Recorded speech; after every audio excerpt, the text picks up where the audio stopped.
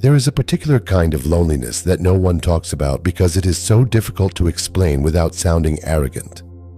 It is not the loneliness of being left out of the party, or of losing someone you love, or even of moving to a new city where no one knows your name. It is quieter than that, and in some ways more persistent.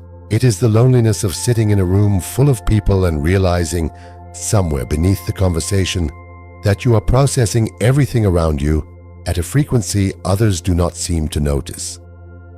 You watch people laugh at something and wonder why it feels hollow to you. You listen to someone speak with total confidence about a subject, and you feel the weight of everything they are not considering. You walk away from conversations that exhausted you without being able to say exactly what went wrong, only that something did, only that you spent the entire exchange feeling slightly out of place in your own mind. If you have felt this, you already know it is not something you chose. No one decides to think in ways that separate them from the people around them. It simply happens.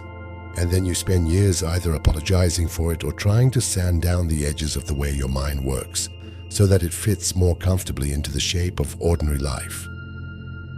You learn to hold back the observation that complicates the room. You learn to nod when something is said that you know to be incomplete. You get very good at performing a version of yourself that is easier to be around, and the performance works well enough that most people never notice the distance between who they are speaking to and who you actually are. But you notice it. You have always noticed it. What I want to explore with you today is not a list of traits that proves you are special, because that is not what this is about. What I want to examine is something more honest and more useful. I want to look at the specific ways that a genuinely different quality of thinking announces itself in a person's life, not as a gift to be celebrated, but as a reality to be understood. Because when you understand it clearly, something shifts. The isolation does not disappear, but it changes its character. It stops being a wound and begins to be something you can work with. If this opening is already resonating with something you have felt for a long time, consider subscribing. I explore these territories every week, and I would love to have you along for the journey. The first sign is almost embarrassingly simple, but its implications are profound. You find it genuinely difficult to stop at the surface of things. When someone explains a situation to you, a political event, a conflict between two people, a decision a company has made, you do not experience it the way many people seem to. Where others receive the explanation and file it, you immediately begin to turn it over, looking at what it assumes, what it leaves out. What would have to be true for this account to be the whole story? This is not cynicism, though it is often mistaken for cynicism. It is something closer to an involuntary commitment to complexity. You simply cannot help noticing that most explanations are partial. The problem is that this habit of mind, which is in many ways a kind of intellectual honesty, creates a specific social friction. People do not always want their explanations examined. They want agreement, or at least the comfortable feeling of a shared conclusion. When you keep pulling on threads, even gently, even with genuine curiosity, it can feel to others like you are being difficult or contrarian, or unable to just be present with them. You are not. You are simply thinking. The second sign is related. You have a higher than average tolerance for uncertainty, and this makes you strange to people who need resolution quickly. When something is unresolved, when a question does not have a clear answer, when an experience could be interpreted multiple ways, you do not feel the urgency to collapse it into a single meaning as quickly as others do. You can live in the question for longer. What most people experience as anxiety about not knowing, you sometimes experience as a kind of openness, a space where understanding might actually develop if it is not forced. This is genuinely unusual. Most human beings are wired to seek closure, to prefer a clear but wrong answer to an honest admission of complexity. When you do not share that urgency, when you say something like, "I am not sure yet," and mean it contentedly, It can unsettle the people around you. They interpret your comfort with uncertainty as evasion or as a lack of conviction. In reality, it is often the opposite. It is a refusal to pretend to know things you do not actually know. And that refusal, however quiet, carries a kind of integrity that the world does not always reward. I know many of you watching this have never spoken to anyone about what it actually feels like to live this way. You have been carrying something that is hard to name, a sense of being slightly out of step with the world around you, and you may have wondered for years whether something was wrong with you. I want you to know that naming it matters, even just to yourself. So let me ask you directly, when did you first realize that the way your mind works was creating distance between you and other people? How long have you been navigating that alone? Share in the comments if you feel moved to. You do not need to say anything elaborate. If it is hard to find the words, just type this: I have always felt this too. Because someone else watching right now needs to see that they are not the only one. The third sign is something that almost everyone who thinks differently experiences, though they rarely know how to describe it. You absorb other people's emotional states and intellectual energies with a depth that goes well beyond ordinary empathy. You do not just understand how someone is feeling. You feel the structure of it, the underlying logic of their distress or their joy, the history that is probably informing this particular moment. This is not a superpower in the way it is sometimes romanticized. It is exhausting. It means that social environments cost you significantly more than they cost most people, not because you dislike people, but because you are processing so much more of each interaction. A dinner party that leaves most people energized can leave you feeling as though you have run a long distance. You are not antisocial. You are simply doing something more complicated than socializing. You are also, often without choosing to, picking up on things people are not saying, discrepancies between what someone expresses and what they seem to actually feel, tensions in a room that no one has named. This awareness is valuable, but it comes at a cost. It means you are rarely fully at rest in social situations, which means you often prefer fewer, deeper connections over many surface ones, which means you may look from the outside like someone who is hard to get close to, when in fact, you have a far greater capacity for closeness than most people you know. The fourth sign is this: you think about thinking, not all the time and not in an obsessive way, but you have a genuine relationship with the question of how minds work, including your own. You notice your own patterns of reasoning. You catch yourself in assumptions.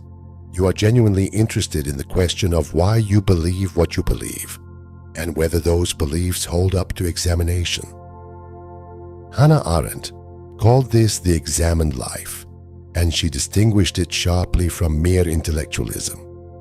It is not about accumulating knowledge. It is about the willingness to submit your own most comfortable ideas to scrutiny, to ask whether the frameworks you use to understand the world are actually serving you or simply protecting you from the effort of rethinking. This quality creates a particular kind of internal life, rich and sometimes turbulent, full of revisions and reconsiderations. It also creates a particular kind of social strangeness. People who do not think about thinking tend to find it unsettling when others do. It can come across as overthinking, or as a kind of existential restlessness that makes you seem difficult to satisfy. But satisfaction and stagnation are not the same thing. You know this. The discomfort you carry is not dysfunction. It is the natural condition of a mind that has not stopped asking. The fifth sign is something you may have noticed without being able to name it. You are genuinely moved by ideas in a way that most people around you are not. A well-constructed argument can affect you the way music affects other people. A shift in perspective, a reframing that suddenly makes something you have been confused about become clear, produces something that feels close to physical relief. This is not pretension. It is not performance. It is the actual signature of a mind that is organized around understanding rather than around comfort or status. The problem, of course, is that this makes you strange in certain social contexts.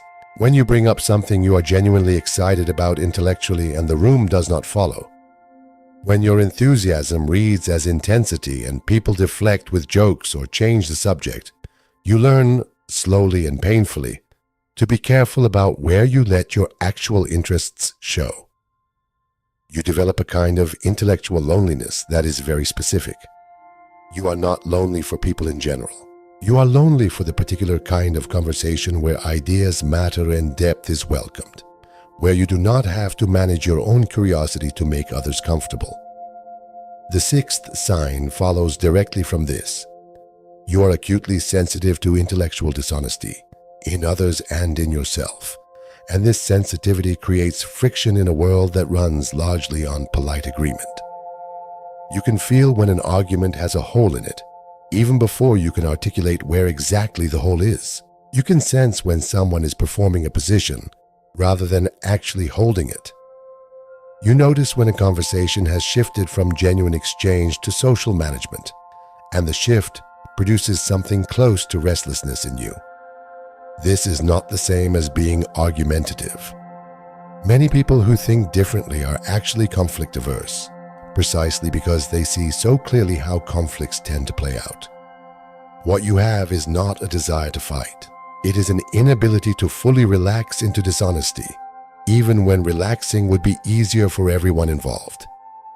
This keeps you more honest than average, which is not nothing, but it also keeps you more isolated than average, because most human communities, including the most well-intentioned ones, are held together in part by a set of shared fictions that everyone has agreed, tacitly, not to examine too closely. The seventh sign is perhaps the most difficult to talk about, because it involves a quality that is easily misread as either arrogance or fragility.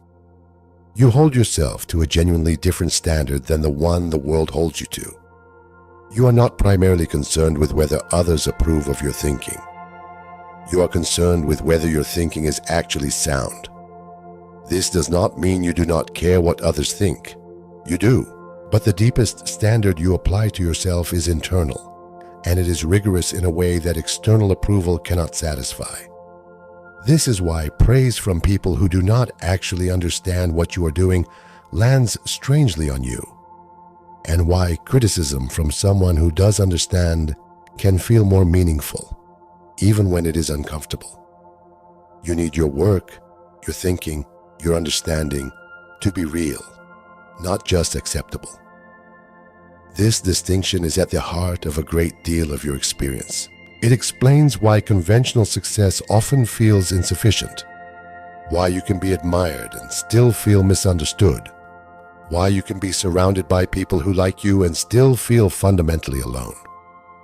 If what I have been describing here has been landing somewhere true for you, I want you to know that you are part of a larger community than you probably feel on a daily basis.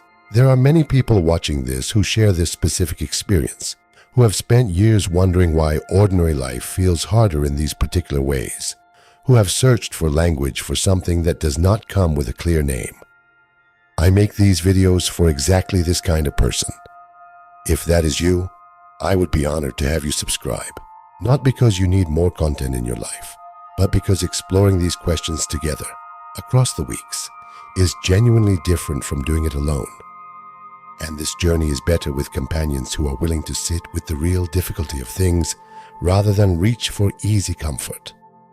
If this feels right, subscribe and tell me in the comments which of these 7 signs resonated most with you. I read every comment, and your reflection often opens the exploration in directions I had not anticipated. What I want to leave you with is this: the isolation that comes from thinking differently is real, and it would be dishonest to pretend otherwise. But there is a distinction worth making, a distinction between isolation as a wound and solitude as a condition for genuine thought.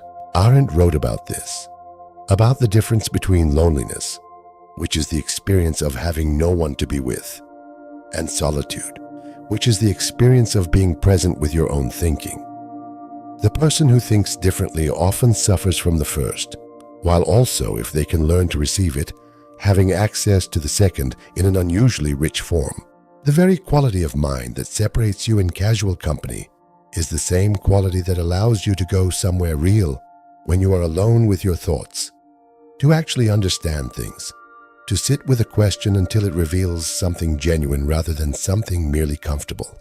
This is not a consolation prize. It is something with its own particular value, something that, when you stop apologizing for it, when you stop trying to edit it into a more socially convenient shape, becomes the basis for a life that is genuinely yours.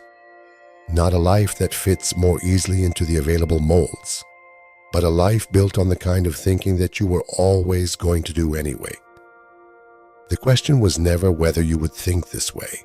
The question is what you do with the understanding that this is how you are made.